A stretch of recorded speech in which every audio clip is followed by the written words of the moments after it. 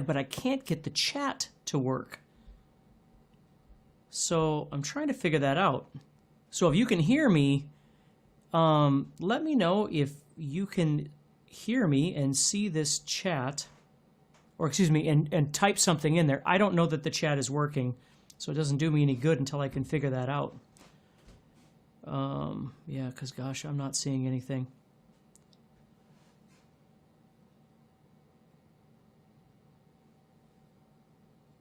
I'm not seeing anything on here either.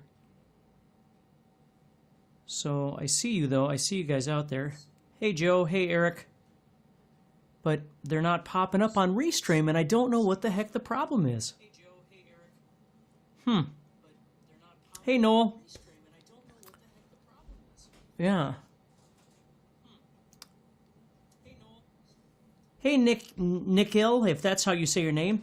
Yeah, Eric, this is a test. Hey guys, I'm trying to get this program. It's called Restream, so I can go live on both YouTube and Facebook at the same time. Hey James. Hey Everton. Oh, Ewerton, I'm sorry. Hey him. But I can't get the chat to work. So I'm looking at Restream right now, and obviously it's working because I can see you and I'm talking to you. But I can't get the chat to work. So it doesn't do me any good. And if I do that, it doesn't do anything. Streaming monitor. Hey guys, hey Gary, hey Parth, hey Don, hey Owen, hey Aaron. I'm not teaching right now. I'm just trying to figure out how to get this Restream thing working and get the chat to work. But god dang it, I can't get the chat to work. What good is it if I can't get the chat to work, because then I can't talk to you guys anyway. Happy birthday, it says. Hello from Iraq. Hey, how you doing, buddy? Yeah, so I can't seem to figure this out. Because that is not working. Yeah. Okay. Well, I'm going to keep trying. So I apologize for if I'm interrupting you at all today. I'm just really trying to figure out why this isn't working, and maybe there's a better option. If anybody out there has a better option for streaming on YouTube and Facebook at the same time, and it's not Restream, let me know, because again, it works. I mean, obviously I can see what you're doing here, but I want to see it through the app. It would just make life easier, because then I could actually talk to you. So, hey, Eric. Yeah, it's very frustrating. So, okay, and I keep talking to the tech person, but it's not doing me any good. Please, so we can troubleshoot. Hold on a second.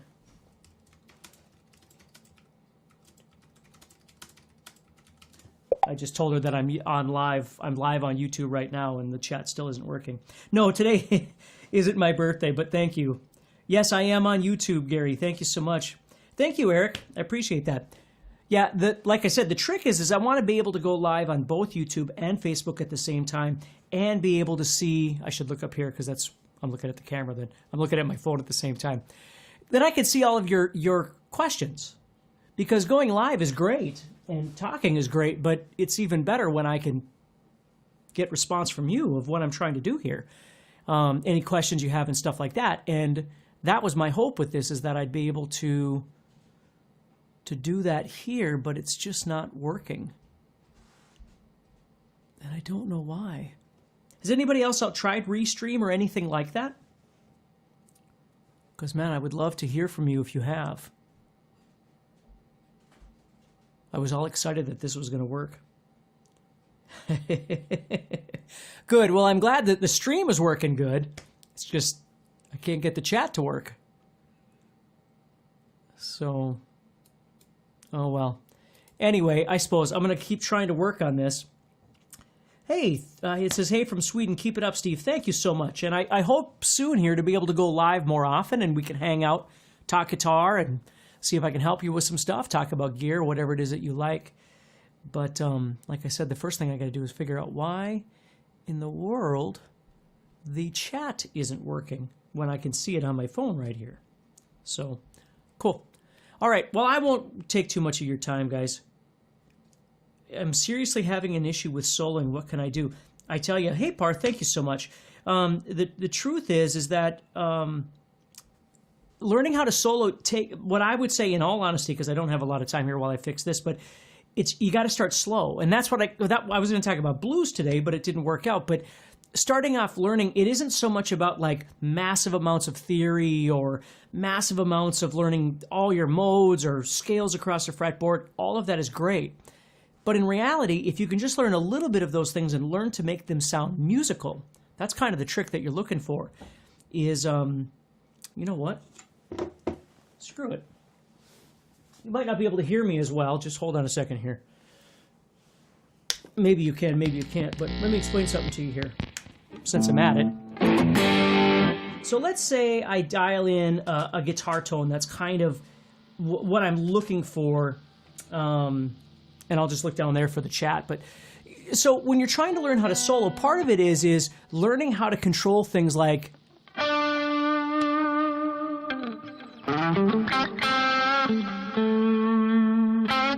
smaller things like dynamics and hey Pat, smaller things like dynamics and stuff like that. Trying to learn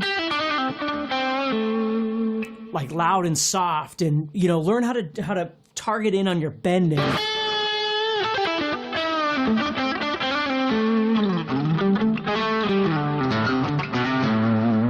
That kind of stuff. That's the first place to start. If you just practice rudimentary stuff all the time, which is great, don't get me wrong, that's all really good. But you've got to start learning how to play over, like, let's say you have a jam track that's doing like a,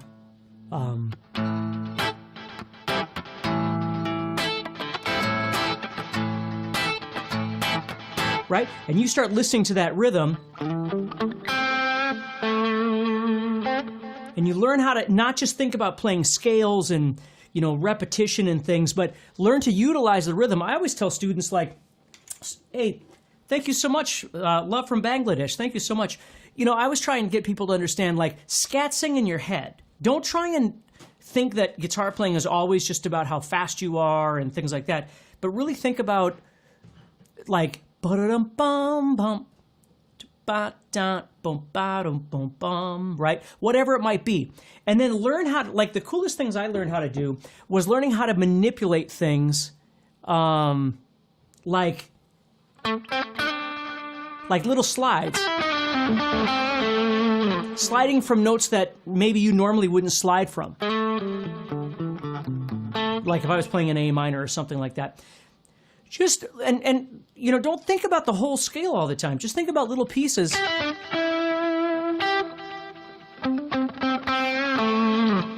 And then as you get more comfortable with that, then you can start spanning out. But, again, can you mix pentatonic with diatonic? Absolutely, 1,000,000,000%. Remember, Ewerton, that pentatonic and diatonic are always there together. The pentatonic's like the skeleton of a diatonic scale. The diatonic adds the meat on top, but the pentatonic is always there. So that's what I want you to kind of think about. Think about smaller amounts of information, really learning how to make the information that you have more musical, both bending and sliding, hammer-ons, pull-offs, a really nice vibrato, things like that.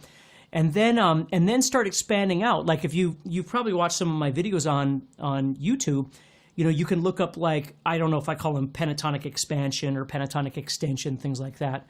In the browser, sorry, she's trying to help me while I'm trying to help you, so I'm not just wasting your time here. I'm going to pull up this chat and see if that's working. Okay, so we're still trying to do that. But if that makes sense, just little bits of information are always better than trying to just pack down a ton of stuff. Okay? If you do really wide vibratos, you want to make sure that you're killing the strings outside, right? So what I always do is I always hold the other strings.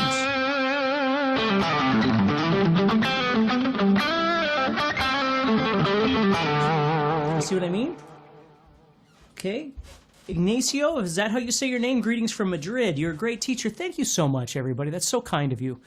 Here, let me keep talking to her.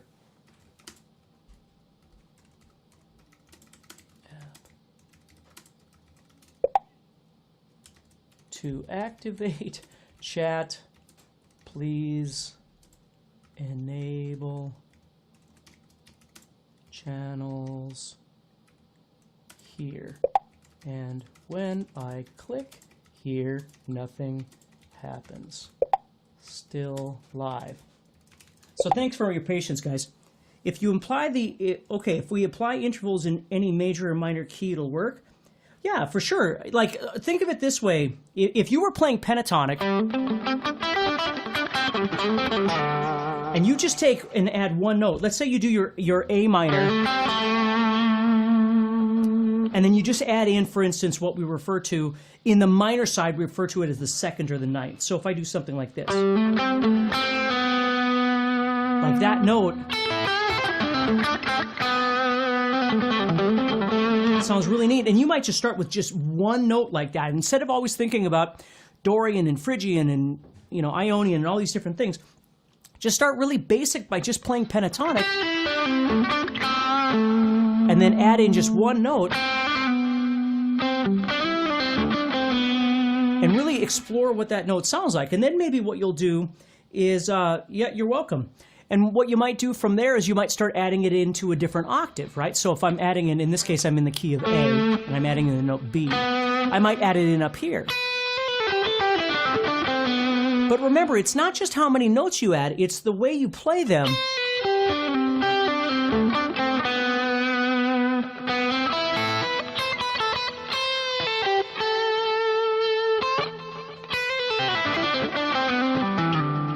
You know, you always want to, like, for me, it's fretboard creativity. That's what I was trying to do. Hey, T. You know, just trying to look around. Jason says, thanks so much, Steve. You brought me further in 4 months than I've gotten on my own 25 years ago. That's awesome, Jason. I appreciate you telling me that, because I love doing this, and I love hearing about people that are benefiting, because, listen, life's short. Enjoy yourselves. I'm telling you. Don't make this guitar thing a miserable experience. Try and learn to enjoy yourself. And one way to do that is just make things smaller. Don't worry about, you know, again, I'm not saying that don't keep learning. We will all keep learning until we can't do this anymore, right? I mean, that's what we'll do. But just baby steps of little things like learning, like oftentimes when I hear people, it sounds a lot like the problem that they have is they learn how to play really good stuff, but when they play, they're trying to cram it all in at the same time. And oftentimes, because their practice consists of practicing scales and things, when they play, everything just sounds like they're playing scales, and that's what you want to try and watch out for. So, Pat, no worries at all. Let's see here. Is there a major and minor pentatonic scale for every note? Yes, there is. Absolutely. And again, if you look up some of my pentatonic videos, you'll see how to play them. You just move them to whatever note on the sixth string that you're looking for. Don says, what backing tracks are good? I love, to be honest, my favorite ones at this point are Elevated Backing Tracks, if you know that company. Elevated Backing Tracks has got a bunch of stuff on YouTube, which is great. I just went and bought the whole thing. Like, you can buy their complete list on Bandcamp, I think it is. I just bought everything. So that's what I did. Why does Mixolydian sound so amazing? My wifey loves listening to it also. You know, I don't know. You know, what's cool about it is that the fact is you've got that major sound, but then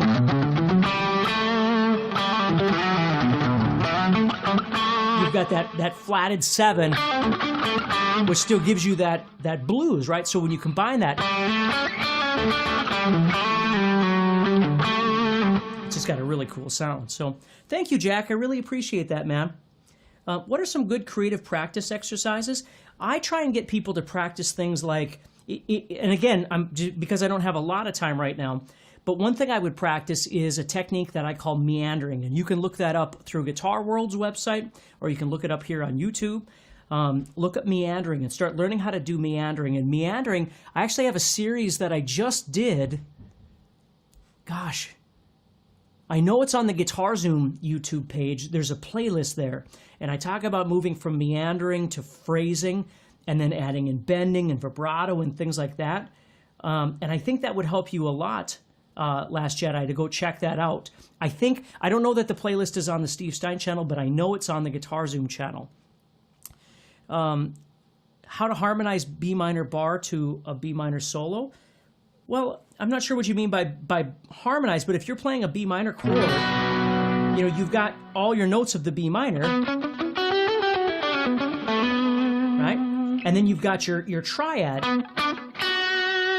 that you might be using in your solo or kind of emphasizing a bit more,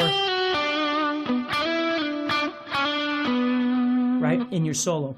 And if you wanted to harmonize, if you actually mean actual harmonization, you move up 3 notes from whatever you're playing within that scale. So, for instance, if I was playing B actual minor, B Aeolian, and I played, and that was my harmony, what I could do is go up 3 notes, 1, 2, 3, and go,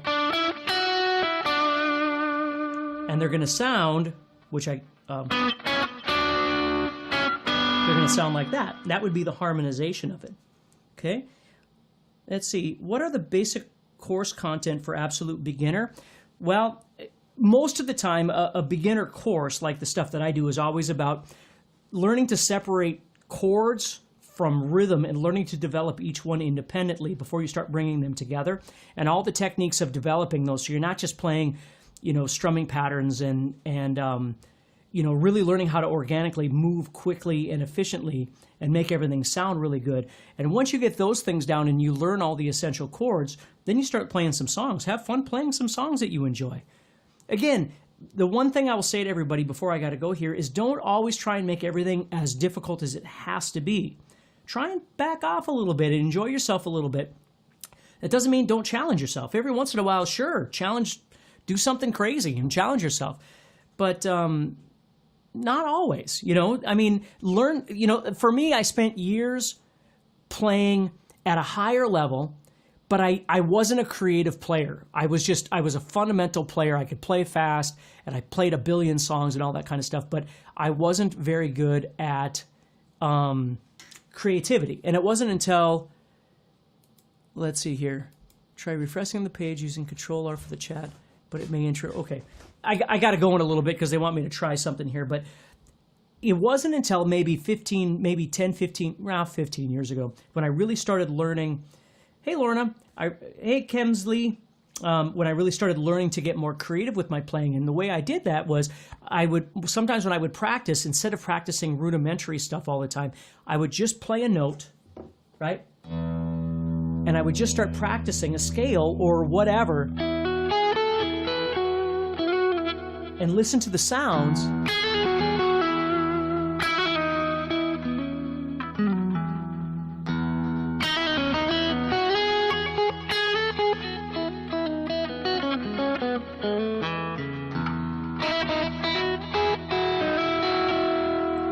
You see, instead of always just playing, you know, through my rudimentary stuff, I would just have fun. That's what I want you to think about a little bit. So everybody, I swear to God, I am going to start going live more often. I'm going to try and fix this issue and see if we can keep going. But I will let you know when I can get this working again. And keep practicing and stay positive. And I will see you very, very soon, okay? All right, take care, everybody. I'm going to move this. Oh, my goodness gracious.